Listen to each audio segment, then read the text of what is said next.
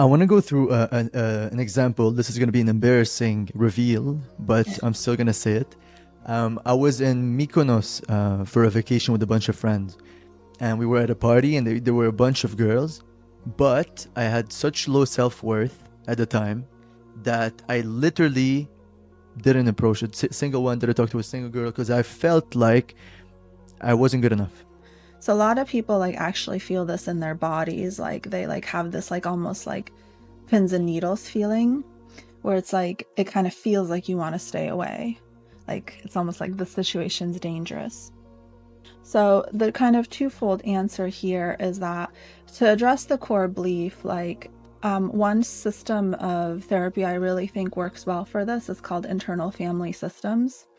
And the idea behind it, like you can get it like in 2 seconds, honestly, like is that basically all of the voices in our heads like almost have like their own little character. And Mm. so like you can even name this voice like kind of like that's my low self-worth voice, or usually people name it something more creative like or even silly, like they'll name it Bob or something. That's just Bob like ranting on about random things, right? And so that kind of allows you to kind of have a little bit of the space to realize that like that voice isn't necessarily you. That's one of the kind of core beliefs you hold, but that doesn't mean it's you. And it's something that can be worked upon. So, first, creating that distance between that voice and you, that's how you can start to work on it. And so, like, talking back to it and kind of having it as like a different character than you. That's so interesting. So then you detach yourself. Yeah. Um, and so then how do you free yourself from this whole inner monologue and debate where if it was to be spoken out loud, everyone would think you're crazy. Yeah, yeah. And I mean, that's actually the whole premise of internal family systems is that like we kind of are a little crazy because we have like all of these different voices in our heads. And they're always like arguing with each other, right? And so like that's kind of the idea is that like we actually just allow the voice to be and to realize that like Mm. okay, probably this voice is old, meaning that it was established when I was quite young. And it is trying to help me, but maybe it hasn't realized that, like I'm like 10, 20 years older than how the age I was when this was first formed. So kind of at the time, this was the best belief that could help you, but now it doesn't. Yeah, so actually, like, I'm a big believer that almost everything in psychology is adaptive.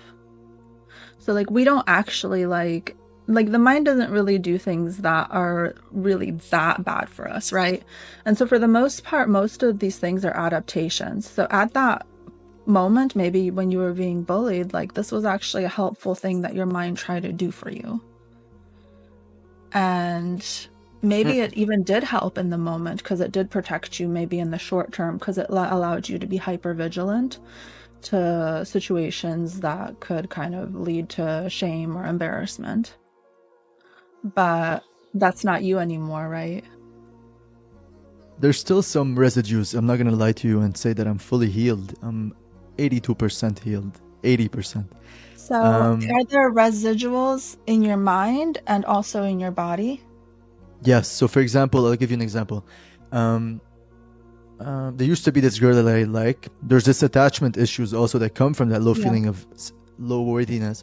Um, and when I used to post stories on Instagram, I used to check who viewed the story to see if she was part of the people that viewed and that liked and so there's this seeking of external validation because deep down there's a feeling that I'm not good enough. There's residues of that left.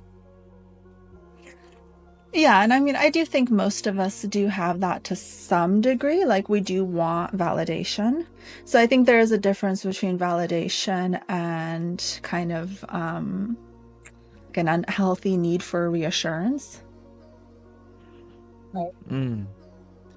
But when does it cross the line of what's normal and what's healthy? I think it depends on how it makes you feel and what it like brings to your life because sometimes validation between like two people can actually deepen a connection. To like have a partner and say to them like, hey, I need some reassurance, like, and then they give it to you and that deepens the connection because in our vulnerability, we become more connected. Yep, fully agree. So how do you make the shift? Because I realize it myself, for example, and I think a lot of teenagers go through this. It's their main source of validation is external, and the internal one seems broken. So how do you rebuild internal validation? So what's the debate that should go on when you feel like, oh, I should get their validation, they should like me, what should you talk back, like you said, to reassure yourself? Yeah, so again, this is a problem in the mind and the body. So when we have kind of this like very like deep need for external reassurance, oftentimes, at least what I see, is that it needs to be addressed physically as well. And so in psychology, we call this like somatic therapy. And so what usually happens is that a lot of people try to just argue in their minds. And that can actually be really difficult because if you're activated enough, like if you're like anxious and insecure enough, there's no talking to you. Like you are completely irrational, right? Like in your own mind. Like you Yeah. have gone up the deep end, like there's no helping you. And so when that happens, at least in my clients, what I teach them to do is to do somatic techniques. And basically what that means is that we need to calm down the body before we can talk to the mind. And I had to learn this the hard way in my practice because I used to try to work with people solely from like a mental perspective. And I would notice that like we were not making any headway. And I like kept thinking like, what's going on? And so then I realized is that if you're in a high enough stress state, like you're not reachable. Like there's no way that you can actually like work on the mind. So we need to calm down your nervous system. And then we can start talking to yourself calmly. It's kind of like if you think about like a 2-year-old like throwing a tantrum, like you can't talk to them. Like there's no like intervention here. And so like one of the things that we're taught to do with like very young children is that oftentimes it can be helpful for them to feel just like held and loved and hugged and touched. And that's kind of similar to what we're doing here for ourselves, is that we're doing like a somatic technique to calm ourselves down. And if any of your listeners are interested in what I'm talking about, like you can Google somatic techniques and there's tons of them. But the one I typically use in my practice is called emotional freedom technique. And it's one of the ones that has the most research on it. And it's just called tapping. Like that's how we refer to it. So if you've ever seen have you seen this? The tapping? Or do you think I look crazy No. right now? Okay. You're like, I think you look crazy. So No, if I think I've anybody, made a video once. yeah, if anybody's interested, I you can think, just Google tapping for anxiety, tapping for low self-esteem, and you can start trying it right away. You were mentioning that or you had a video, or yeah, I made once. It's funny that you say tapping, a video on how to sleep faster, and it's using tapping to synchronize the rhythm of the brain. Is that it? yeah. So that's actually really similar. So like basically like that like bidirectional stimulation has like a massive effect on regulating the parasympathetic and sympathetic nervous system. So another thing that will do that is alternate nasal breathing, because again it's like that like back and forth stimulation between the left side and the right side of our body.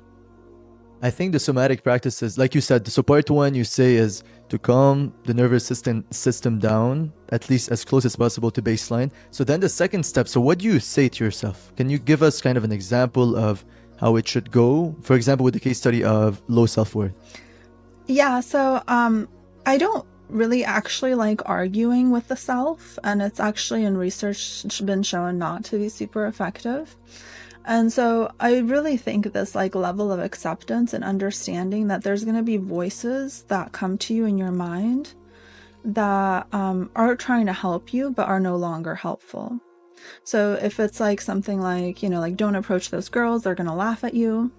You might be like, well, like, yeah, like that's probably maybe like an old teenage voice, and, like it's still there and I see it. And the mind is going to think of things like that because most of us have kind of like neurotic-ish minds that think of like, like very anxious thoughts. And it's actually completely normal. And so, in OCD research, there's these things called unwanted intrusive thoughts, right? And for normal people, I hate that term, but sorry, I'm going to use it. We all have unwanted intrusive thoughts. Like one of the biggest ones that people usually can relate to is like sometimes when you're chopping something with a knife and you think like, oh my God, what if I just stab someone or I stab myself or, like it's like a completely Yeah. irrational thought, right? Yeah. You had it? Yeah. Yeah, okay. Many times. And you're like, Not only, why not would I just, why would I come up with that? I have these crazy, like these impulsive thoughts that come up sometimes. Yeah, It's yeah, yeah. like, yeah. So you can realize like by watching the mind that like we have lots of different thoughts and so many of them pass in the day that we don't put any meaning or value or any weight to, like the knife Mm, thought, right? Like you yeah. could spiral with that thought and think like, well, this is evidence that I'm a serial killer. Like you could do that, but you choose not to because you don't interact with the thought. You're just like, well, that's weird. Like, okay, thanks for coming up with that mind. Like, I'm gonna keep doing what I'm doing. Like, and so the difference between people who have OCD and people who don't is that oftentimes people with OCD will latch on to those types of thoughts and they can't quite let them go. And so then that repeats and repeats and repeats. And so, like with anxiety and things like that, it's actually really similar is that the mind offers you an anxious thought, a thought of low self worth, and for whatever reason, you believe it. But you do have the option of kind of treating it in a similar way as the knife thought and being like, wow, that was weird. But I mean, I'm sure there's reasons why I mean, with the knife thought, I think it's like the mind is trying to protect us. It's trying to say to us like, hey, look, you have a sharp object, like don't be stupid. And so it like gives us those images. Um, and probably with the anxious thoughts, it's kind of trying to do something else, but then you can say something like, hey, you know what? I know how to use a knife. And also, like, I know how to talk to people. I'll be okay. And if I mess it up, I mess it up. Like, I'll be okay either way. What's the best practice you use with your clients to achieve a state of detachment where they don't get attached to this thought and feel the anxiety, but more they're the observer and they stay at peace? That's a great question. So I try to implement something kind of a little bit strange with my clients. I think your viewers, like I've noticed some of your content's kind of a little bit more spiritual leaning, so hopefully I think they'll be able to follow. But Okay. I mean, in some traditions, this is called like the middle path, but essentially, I want my clients to want both outcomes. And I think in wanting both Mm. outcomes, that's the true freedom. So, like, for example, with the kind of approaching the girls example, like, I would want you to want them to, whatever, laugh at you. And I would want them for you, and I would want you to want them to admire you. Like, you can have both outcomes, like, like they're of equal weight to you. That's so interesting. I've never heard that before. And so, So like, then you you have the real you freedom because you realize, like, okay, if they laugh at me, that's probably going to make me grow in some way, right? And you actually don't really know either. Like, maybe that will lead to some type of better outcome in the future. Like, we have no idea. mm. Like, that it's kind of like relinquishing control to such like a high degree that we kind of realize that we're strong enough to accept whichever outcome, and then that's like the real freedom because then we're not really trying to control either outcome. So if I'm getting what you're saying right, um, it's about acknowledging, not adding emotions to each outcome, but being okay with whatever happens next. Well, no, I think it's being okay with the emotions as well. It's like, yeah, if they laugh at me, I'm going to feel a lot of shame. And if they admire me, I'm going to feel very happy. And both of Mm. those states are okay. You reminded me of I was reading recently the book of David Hawkins called Letting Go, the surrender, the the path of letting something along these lines, how to surrender. And he talked about a way to deal with suppressed and repressed emotions. And he said you acknowledge them, then you let go of the energy behind it. So do you relate to that practice, or do you have a story of how it helped you, perhaps, or if you know the book? He's not the one that wrote the Untethered Soul. That's somebody else, right? No, that's yeah, never, different book. Yeah, Cool. no, I think that practice tracks. I think sometimes for people it's very difficult to understand what people mean by that, right? And so I think really one of the best ways we have of letting go of emotions is by talking. So like we actually know that like speech is a substitute for behavior in the brain. And so essentially as we talk about an emotion with somebody, we're able to kind of digest that emotion and process it through. And so that's why we have this whole tradition of therapy for centuries. And, you know, like just a tradition of supporting each other and talking as humans is because I think it does like serve a function here. Like just having someone that listens to you, like process through that emotion and talk it through, like actually helps you. With that said, what I see a lot these days is that people try to intellectualize their experience, and that blocks them from processing the pain. So I think this is one of the reasons we have such like high rates of rising mental issues, is because all of us are very like intellectual these days, and I do feel like historically maybe we were more able to like actually just feel the emotion without like analyzing ourselves. Right? And so intellectualizing is when like you don't feel the pain because you're just thinking about it. Like you're like writing like a dissertation about your experience in your mind or to your friend. You're like, I must feel like this because of theory A, B, and C. And that way, like that way you're not actually processing anything. And that brings to mind directly journaling. I've been journaling more and more recently, and I found it helps. But what you're saying is don't go inside the journal and write the emotion and then analyze every single step. What does that do next? Does it emphasize the emotion? Well, no, actually, intellectualization is a way of suppressing an emotion. It's like our most, for most people, it's like kind of our favorite way of suppressing emotions. So what's an example? Can you give us an example of kind of intellectualizing an emotion? If you have like a fear of public speaking, right? And you know, you're talking to a friend and you're like, you know what, I have to present to the board at my company or something.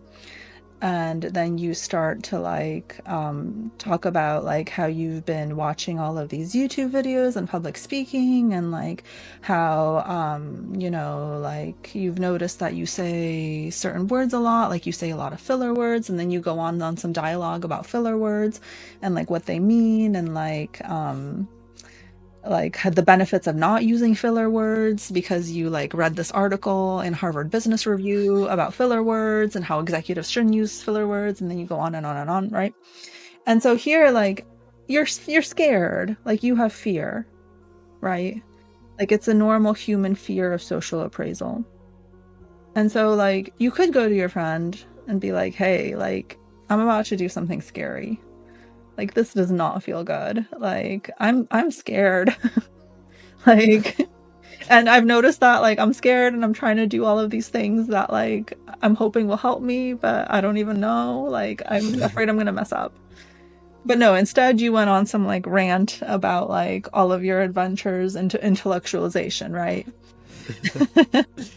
And So so that kind way of you running don't away have from to the. feel scared and you don't have to be vulnerable to the other person. So I've heard a lot about vulnerability from your side. So I want to ask you: Do you resonate with Brene Brown? Yeah, for sure. I think she's great. And like, What do you find interesting or valuable or useful in what she says? well, I think she's spot on, is that we don't have connection without vulnerability, right? And I think this is getting like worse and worse these days because like so many people want to kind of put on that mask of perfection and like, you know, like my life is great, everything's happy, blah blah blah, and then, you know, they don't understand why like they don't have any genuine connections. The mask of perfection. That's a very that's a very powerful word, the word mask, because recently I've been trying to be more authentic to me Mm. and to what I want to do and to who I am. I feel it's how can you remove the mask? Just how does it work? Yeah, I mean, well, so to be sensitive to this is that this is often a bit of a trauma response. So like it's not that simple, and a lot of times people aren't doing it to like be like uh, inauthentic or to like, be like awful people or something. They're doing it because they need to, right? And so I think typically, like I would say the majority of people, we actually know at this point that about like 60% of individuals in the United States have had an experience that would qualify as traumatic. And so, like, it is a trauma response, and perfection is almost always a trauma response because the idea behind it is that we tend to think, like, okay, if I make things just right, I will be safe. And you have to Mm. consider, like, well, why do I think it's such an unsafe place that I exist in? Well, that's probably because I've had experiences in my life that have taught me that. Mm. I'm interested. I don't know why it just popped up intuitively, but I want to ask you. Tell me more about your story arc of how you got to become a psychologist and helping all these people. What's the story behind it? Yeah, I guess there is a story. Well, first of all, I think one of the biggest variables that contributed to my love of psychology is that I was born in the Soviet Union. And so like I very much grew up in like a closed society. Like I grew up in a very small village. Like we didn't have running water really. Like it was dirt roads, like electricity outages all the time. And when I was 7, I moved to New York with my family. So, like, the cultural contrast was like day and night. Like, I mean, I went from like walking our cows to pasture to like seeing neon lights everywhere. Like, we didn't even own a TV in Ukraine. Like, I didn't really know what was going on. And like I would say like I really like enjoyed my childhood in that way, and that like, I had animals and it was kind of very rural and quaint. And then like I had this like super jarring experience, and I think that kind of contributed a bit to my love of psychology because it's just amazing like the types of worlds we can exist in and how different people think. And at the same time, we're still all human, right? Even though the environments are completely different, we still have all the human mind. And it's so fascinating that people were so like at war, like, the Cold War, like this way is better, this way is better. But honestly, we were just both people on each side. Like sometimes we were happy, sometimes we were miserable. And like I thought it was just so fascinating that like the capitalist way didn't necessarily make people happy. The communist way didn't necessarily make Yeah. people happy. Like we were all just the same. And so like even though we had this like huge war of ideologies, right? So it's like it just made me realize like this is an internal experience. Like the internal state has more to do with this than anything else, really. And I think it also kind of just makes you like always kind of like an observer to be like, we call this like a third culture child, where you don't really fit in being a Ukrainian and you don't really fit in being an American because like you're just too Ukrainian for the Americans, but you're too American for the Ukrainians. And anyone that's Mm. immigrated typically has this experience. And so you kind of like end up being the observer. And so, like, I think in psychology, that's what we are. We're the observer of people. And so, like, I think that started at a very young age. I'm like, okay, how do I fit in? Like, what do I need to do? Why do they do this? Like, why do they say things like that? Like, you're already forming your own little psychological experiments in your mind, but out of necessity, not out of like interest. It's so interesting because I had the same experience when I was, I think, 13 or 10, sorry. I traveled to Canada from Lebanon Okay. and I arrived there and I completely didn't fit in. Yeah. And all these questions that you just said, how can I fit in? What are they doing? How can I be more like them? These are all the questions that popped up, and I now realize because of you the contrast and culture Yeah. and how that impacts your personality. Well, we know kids that go through this typically end up a lot more adaptable. And they typically actually can kind of fit in better with other people because they've become hyper aware of these social signals out of necessity. Now, what draws the line between conforming and being yourself in these kind of situations? I think it's really hard when you're a kid, Mm, especially a teen. I think like so many teens get the messaging like, oh, be yourself, be yourself. But like we have to realize like being a teen is really hard. It's like a lot of teens are just trying to kind of survive through the day. And it's like, I honestly think if you are feeling like you're conforming, like you should also realize that, that is a bit of a safety response, right? Like it's mm-hmm, normal for us to want to fit in with our peers. And I think people should kind of give themselves a little bit more leeway in this whole like authenticity thing. It's like if we're trying to conform, we're probably doing it for a reason. Like we probably have a good reason for doing it. Like we probably don't want to get beat up or made fun of. I wanted to ask you. So, a friend of mine who's also a high performance coach told me you need to practice loving kindness to yourself. Oh yeah, I actually have a certificate in self-compassion therapy. Okay, so how does that work? Can you teach us? Yeah, I know. So like the concept is incredibly simple, but incredibly difficult to do, I think. And the whole premise is that the way we talk to ourselves is typically pretty unkind. Mm-hmm. Like we're pretty harsh to ourselves. And so usually the first step that we do with this like self-compassion approach, and Kristen Neff is the big researcher on this one, if anyone wants to dig into that, is we actually want to start considering like, okay, if I was speaking to someone I loved, what would I say if they were in the same situation? So first we put like what we would say to ourselves, which is usually like do better, be tougher, and like suck it up. You're Exactly. right. And then we You like hit it right on the nail. Exactly. exactly. It's the immigrant experience. um and then we consider, okay, if this was like someone I really loved, really cared about, maybe even like a child, what would I say to them if they were having a difficult experience? And it's usually something a lot more compassionate, like, like, hey, like what you're doing is hard. Like you've already put in a lot of effort, like you're human, you probably need a little bit of rest. Like you've made so much progress already that you're not even seeing. And so like just the first step is to really like have both of those going, because for Mm. a lot of people, what I've noticed is that it's really hard to be self-compassionate.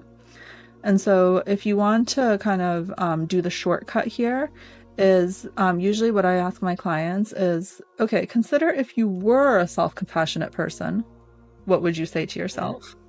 And so like you don't have to like go all in being self-compassionate, because a lot of us have this kind of conditioning that makes us think if I start being self-compassionate, I'll start slacking. Like Mm. all my performance will fall apart. I'm gonna just lay down on the couch. I'm gonna start eating potato chips all the time, and like I'm gonna become like worthless to society. Which is funny because actually typically from the research what we see is the opposite happens. So self-compassion actually increases motivation. It increases diet adherence. There's all these studies on it that it helps in so many ways, but it's just not typically our cultural conditioning. I could relate so much to what you just said because these past 2 weeks, literally the thought in my mind was you need to be doing more. Uh, you're not being as productive as you can be. There's more to be done. There's always that annoying. Michael Yeah. A. Singer says it. The annoying neighbor in your head. Oh, It's Michael E. always Singer. the He's the one that wrote the Untethered yeah. Soul. Yeah, yeah, yeah. There's always the annoying neighbor that's there, judging you. The question becomes like, how do you tame it? How do you How does it work? Do you just there's something really cool that you said in one of your videos. You said you need to starve your anxiety or Mm. starve your bully in your mind. Does that work in the same way? Well, yeah, so like neuroscientifically, we know that fires together, wires together, right? That's the common like neuroscience saying. And so basically, Yeah. like once we've thought a thought over and over and over and over again, we've developed this network for that particular thought. It becomes habitual. And so the idea behind starving it is that we don't want it to fire anymore, so it can't wire anymore. And so you mentioned something earlier when we were talking about how you like having a lot of rules lately. And like, I think that's Mm-hmm. a great thing to do because I don't think we establish enough rules to protect ourselves from ourselves. And so, like, one thing that I like to have my clients do is like, I know a lot of people talk about like boundaries these days, but what I've noticed is that we're so obsessed about setting boundaries with other people, but we don't set any boundaries with ourselves, right? And so, like, you probably wouldn't let someone else follow you around all day and tell you that you're not being productive and that you should be doing more, but you let yourself do that. Mm. And so, like, the idea is that, like, we could set a boundary here is that, like, you know, like, it could be something like, I never hurt myself with my own mind, or, you know, like, I never, you know, shame myself for my productivity. Like, there's all kinds of different ones, like, you know, like I never think badly about my own body. Like it kind of depends on your personality and your situation, but there's so many different ones that you could try. And I would recommend trying one at a time. But like the idea behind that is that you would probably start noticing that you're shaming yourself about your productivity. And then you would need to kind of implement your boundary and be like, oh no, I don't do that. I don't shame myself about my productivity. And then you do it over and over and over. And, you know, in 1 year, you probably wouldn't be doing that nearly as much. Mm. It's such a, life is such an inward journey that it's insane. You need to you need to just face everything and deal with it and actually learn how to accept. It's so hard to accept, even though it sounds so simple, to accept your thoughts, to accept your insecurities, to accept your inefficiencies.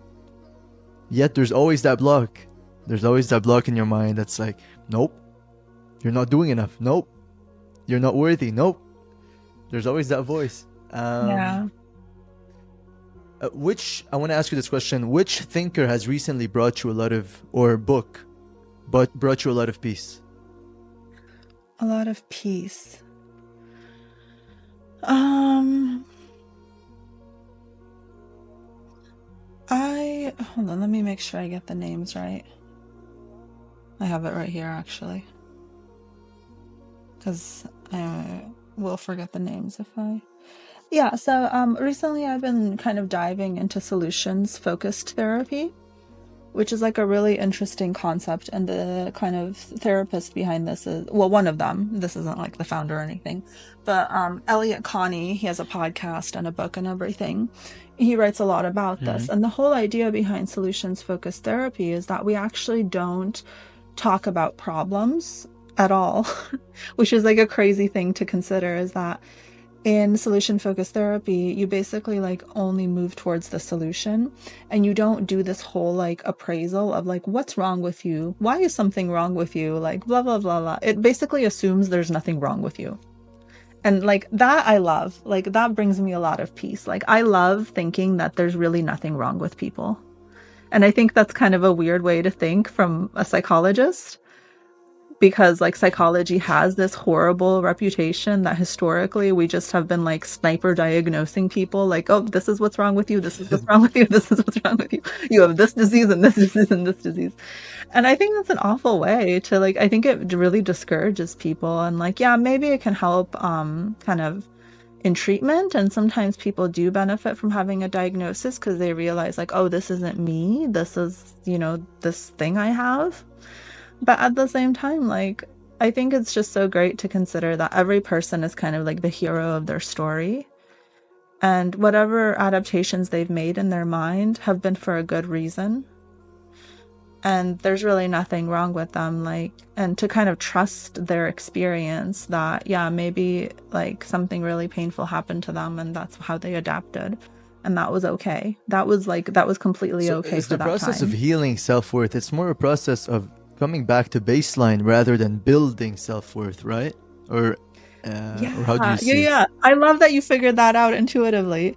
And the reason we know this is because if we watch small children, like they have all the self-worth in the world. They do crazy Yeah. things.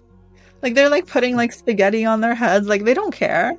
Like they say like mean things to us all the time. Like and they don't care. Like they're like, well, whatever. Like I'm still worthy even if I call you this. Like yeah, I love it. Like yeah, like a 2-year-old, 3-year-old, like we're born with self-worth and then like society kind of like kicks it out of us. And then we have to try to rebuild it, and it's difficult because typically people get it kind of beat out of them at a very vulnerable age for the brain. And so like during that childhood time, the adolescent time, that's actually a very vulnerable age for when the brain's developing. So a lot of the experiences that are learned during those times like stick more than say like an Mm. experience you would have when you're like 35 or something. And so that's why like psychology so traditionally focuses a lot on childhood, is because like that's the reason. Like we actually it sticks more, like it's more impactful. Mm. There's a question that was in my mind. It went completely blank. Um, Maybe because it's my brain trying to keep me safe from facing Like stuff. repression. There was a question. Oh yeah, I got it. So there's this quote that says, "The boat only sinks if the water gets in," right? But when the boat is solid and there's all the water around, then it still keeps afloat and is healthy. So, I want to ask you, what is the secret, or based on science and psychology, to develop that unshakable confidence where nothing external, no external voice can phase you? Yeah, so there's kind of a two-part answer here. So the first part Mm-hmm. is we need to take someone who has low self-confidence and we need them to have like what we call like a healthy ego in which they think well of themselves. So Mm-hmm. like training yourself to think well of yourself, maybe working with someone that will help validate that experience for you and teach you to do that. Like a lot of times people can't answer the simple question like what are 3 things you did well today? Like I've asked that Mm. question a lot of times and you'd be surprised. And also like incredibly successful people can't answer this question. But so once you achieve that healthy ego, that's usually where most people stop. But like I really do believe that the true freedom is like moving past the ego. And so Mm. like not needing that like protection, right? It's like who am I to like need these things? Like I'm just, like I'm just me. Like it's like I don't know, it's a hard thing. I've really struggled with explaining this. But I think a lot of religious traditions have really good explanations for this, and that, and obviously people who have thought about this way more than I have, but I really think that's the goal, and like it kind of pairs with that whole like wanting both outcomes, is to realize that like you're like in a way really not that special. I know that's a horrible thing to say, but like I think most people are able to achieve this when they kind of find a purpose. And so like for me I was never able to really do this until I kind of found this purpose in like psychology, and that like I do really believe there's so much suffering in the world. And so like for these types of things like interviews and stuff, like normally I would have been nervous. I used to get nervous like filming videos and doing YouTube, blah blah blah, but it's like I just like at this point like I just don't really care, because it's like I feel like at this point it's not about me. Like and yeah, like you're on social media too, so like you get all of the comments, like people think like I shouldn't curl my hair, I shouldn't straighten my hair, I shouldn't, my eyebrows are weird, like I don't know, like whatever. And at this point I'm just like, okay, like that's fine. Like cuz it's not about that, right? Like it's not about me. Like it's kind of like a transcendence of the ego where it's like I don't, in a way, like you almost don't like exist. Sorry, this went like really far off the deep end. No, it's amazing because this is kind of where I found the most peace is when I Okay, so I'm transcended the not the only ego. one. Okay, great. Yeah. Yeah. No, it's been. So I read when I was 17 years old. I was deeply, deeply suffering. But then my friend comes in and he says, "Look, my grandma, before she passed away, she gave me this book. You should read it." So I read that book, and it was called The Power of Now by Eckhart Tolle, and I Oh yeah, felt I've read that. I've read that at least 2 times. it's one of the best books I've ever read. It gave me so much peace, and then I realized one thing. It's like the moments where I'm most at peace is the moments where I think the less. It's the Yeah. moments where I think the less of myself too. It's the moments where there's that spaciousness, um, and I just allow the spaciousness to be, and to not be attached to a thought in my mind of either a positive or a negative one. Because there's a friend of mine that loves this example. I want to tell it to you. I want to say it to you. He says, I don't know if it's Eckhart that said it. Maybe it's Eckhart. If you chase your thoughts, it's like you're sitting on a bench watching a highway. There's a beautiful car, there's an ugly car, there's a green, blue, red, whatever. If you chase a positive or a negative thought, it's like you're chasing these cars like a crazy man. So I've learned that being the observer has brought me so much peace, so much peace. So what's your opinion on that? I love that. I've never heard that like metaphor, but I think it's great. Like, yeah, almost like just chasing these random cars. And I think it does sound like something Eckhart would say. And like I think one of the like best like factors he has in his personality is his humor. Because I think that's Yeah, kind it's of so like, funny. and I think for me that's been my gateway into kind of moving past the ego, is like I take myself very like unseriously. Like, especially like when I have like egotistical thoughts, I'm like, oh, well, that's silly. Like, that's hilarious that like I would be worried about that. Like, do you know what I mean? Like, when we have those thoughts Mm-hmm. where we're like so concerned about ourselves, it's like, I mean, like the world is so big, and like it's so funny that like we're so like, yeah, like chasing thoughts, or we're so like, stuck on something very small. It's kind of like the mind and the human experience in many ways are very comedic to me, I think. And like I don't mean that in like a negative way. I mean it in like a very freeing way. It's beautiful that you say that, because I think Charlie Chaplin said, in micro, life seems like a tragedy. In the macro, when you zoom out, it's a comedy. And you realize that it's not that deep. It's not that. You're Yeah, right on point. we're It's tough ridiculous. though to, yeah. It's tough though to sometimes have that frame of mind when things are going really, really wrong. When you feel like they're really, really wrong, to have that Yeah. perspective that, okay, this will pass, this is enough. What helps you to remind yourself In when my you are taking life experience, seriously? um, well, Mm. I think for anyone that has like any type of, like difficulty in their lives, or like really anyone, like I think um I would really encourage everyone to kind of lean into some type of like somatic technique, because I don't think it's fair for us to expect ourselves to just like go into like comedic relief or self-compassion when we're in like a fight or flight state, right? Like it's actually impossible. Like you can't like so comedy can't exist in like the sympathetic state. It's not possible. And so like in order to experience positive emotion, we need to be in the parasympathetic state, which is like the relaxed state.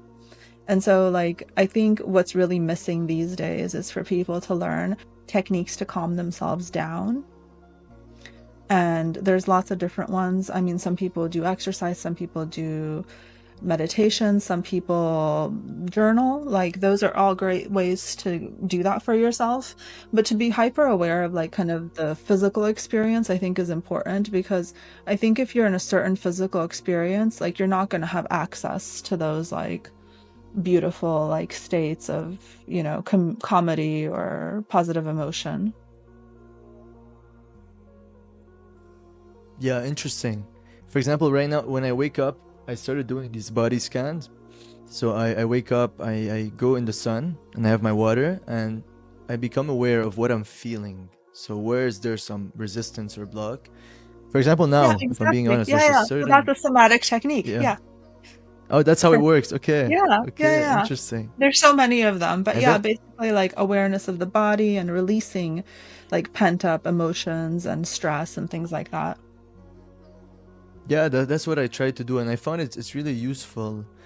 For example, now I feel right here a feeling of overwhelm because today I had so many projects to prepare for tomorrow because we have a shoot with a client. So it was the schedule. There were so many people involved, and then my mind was like, "How are you gonna cope with doing all of this? What if someone comes late? What if no?" And then I just went out for a walk. I was like, "No, you're gonna calm down. You're gonna control. Yeah, yeah, yeah. You're gonna control yourself." Um, but yeah, this practice of release has been powerful. What are some specific go-to practices you give to your clients so when they feel overwhelmed, they can boom, go back to it and it grounds them? Yeah, so we've already talked about tapping. Mm-hmm. I made a video for them just recently on all the somatic techniques. I'm trying to remember. So walking is a really good one. I typically like to have my clients spend some time walking in order to process emotions. So like I don't want you to be listening to anything.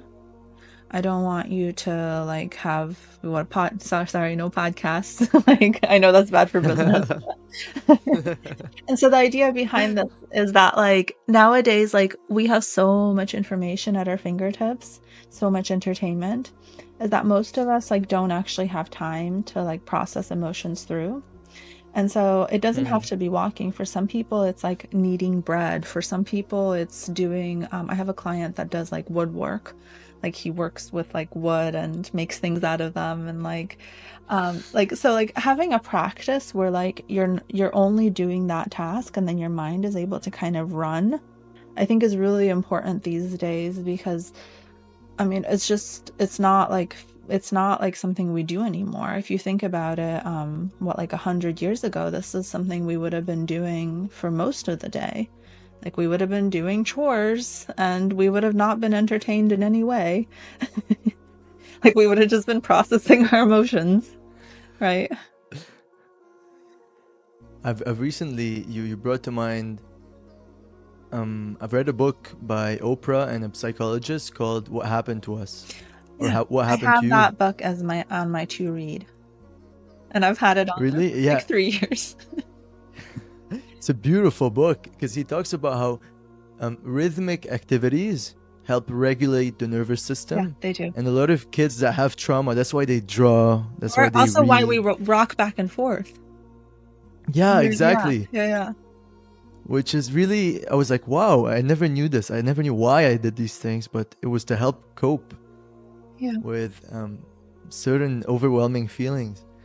Yeah, it was Um, a solution. yeah, it was a Yeah. solution. I love the way you said solution based psychology or healing. Yeah.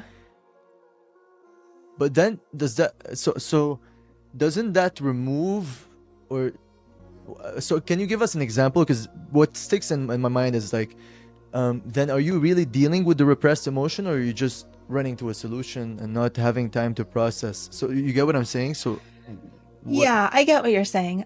So to be fair, like I do like a combination of modalities in my practice, so this isn't something I solely use, and like I think you're spot on, and that maybe one of the weaknesses of this modality is that maybe it doesn't deal that well with emotion. But the thing I really love about this approach is that if we assume that somebody, they like adapted really well for their environment and that they like did awesome at this, and there's nothing wrong with them, it actually like makes them way more excited to deal with their emotions versus being like, you know Mm, what, like you've become like this horrible anxious person and now like, no one can be around you because like you're insufferable or mm. something. Like, I don't know. Versus like, like your mind like adapted in such an amazing way to like, notice all of the potential dangers. And that's like an awesome trait, especially like for protecting your friends and family and yourself. Like, And it's true. Like, I firmly believe in that. And I think once we like allow someone to feel like that hope, because I think that's what's often missing in mental health is that people just don't have the hope. And so we need to like infuse the hope first in order to make any change. And that's why I think this type of thinking is so important. And that's why I really hope to see kind of a shift in the field more to this, is because like it's not that we don't have ways of treating people. Like we actually do. We have pretty decent ways of treating people. It's just like, at least from what I've noticed, especially from all my DMs of people that like follow my accounts and try to ask for help, is that there's just not a lot of hope. Right. There's not a lot of hope.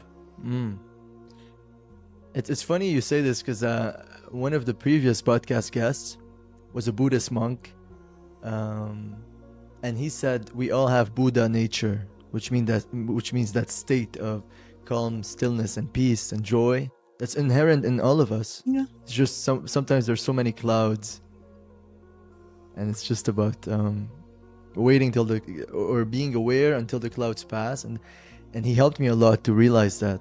So it kind of supports your point. Yeah, like we all have amazing traits and we're all worthwhile human beings. It's just that, you know, sometimes things get in the way and sometimes we develop coping mechanisms that don't necessarily help us anymore. Yeah. Look, this has been an amazing thought. I'm so grateful for your time. It made me realize a lot of new things, especially the self-compassion part. I think I need it. Yeah, I think the first step is really realizing, I think most of us don't realize how harsh we are in our minds because we're so used to it. Right? Yeah. Yeah. So true. Yeah, thank you for having me on. I really enjoyed this as well. No, thank you so much. I want to leave you the space now to promote anything you're excited about. And yeah. I mean, yeah, like if anyone's interested in some of the things I've said, like I do a lot of like short videos on TikTok, Instagram talking about psychology, trying to teach people as much as I can so that they can help themselves and their loved ones. At the same time, you mentioned I work as a high performance and leadership coach. So if you're in that type of position, I'd be happy to meet for an intro session with you. I provided the link for you if you want to kind of post it down there. And yeah, happy to have a complimentary intro session and kind of chat a little bit more about your goals and objectives. All right. Amazing. Thank you so much, Alessia. And I wish that we both find, and that you already have peace. I'm on the process. Peace is always a process. It comes and goes. Yeah, I'm trying to be more compassionate. This is the intention that I got out of this. I love that. Yeah. Thank you so much, Alessia. Ciao. Thank you. Bye-bye. Bye-bye.